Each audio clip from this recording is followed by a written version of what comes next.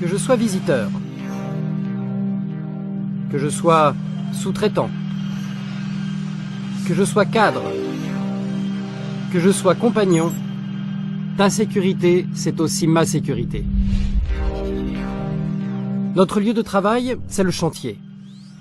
Des hommes et des femmes y édifient au quotidien les plus belles conceptions architecturales et relèvent des défis techniques pour satisfaire les demandes de nos clients. La construction nécessite des ressources importantes et un grand nombre de personnes travaillent simultanément dans les mêmes espaces.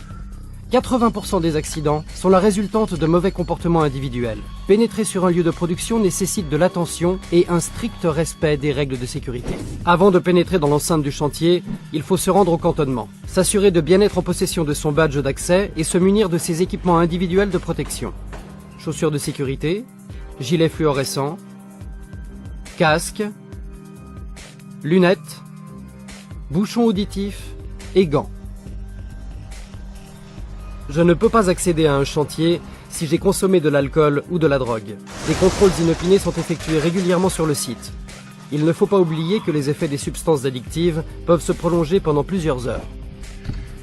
Je dois mémoriser 3 informations importantes qui s'avéreraient vitales si un problème survenait. Le numéro d'urgence, qui est le 144, l'adresse du chantier, pour pouvoir être localisé par les secours, et le lieu de rassemblement au cas où l'alerte serait donnée. Ces infos sont visibles sur les panneaux d'affichage. Les dangers peuvent venir de toutes parts.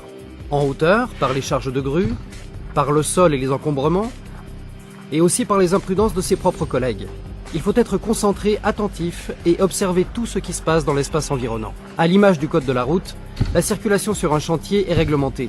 Un balisage et une signalétique précise permettent de se déplacer intelligemment dans l'espace. Les dénivelés sont très fréquents. Pour éviter de trébucher, ils sont repérés par une couleur réfléchissante. Même si on est pressé, il est interdit de courir.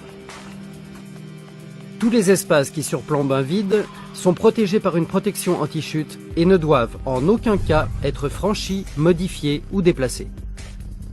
L'avancement des tâches est permanent et les configurations des espaces changent au fil des heures. Pour éviter de mettre en danger mes collègues, je dois matérialiser clairement ma propre zone de travail. Les travaux sur échelle ou escabeau sont interdits sur l'ensemble de nos chantiers.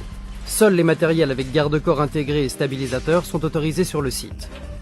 Pour tous les travaux à la nacelle, je dois mettre un harnais qui sera assuré par une longe accrochée à des éléments identifiés et homologués.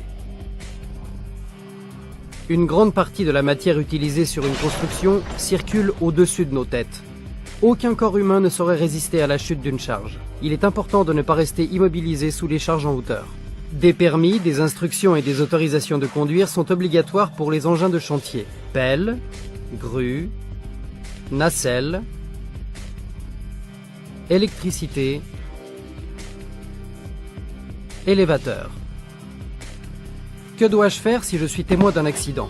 Je dois rester calme et agir sans précipitation. Porter secours, baliser la zone pour ne pas produire de nouveaux accidents et contacter les secours et les secouristes le plus proche sur le chantier. En rangeant son poste de travail tout au long de la journée et en évacuant les déchets, on évite les embûches et on dégage de la visibilité pour mieux appréhender les risques.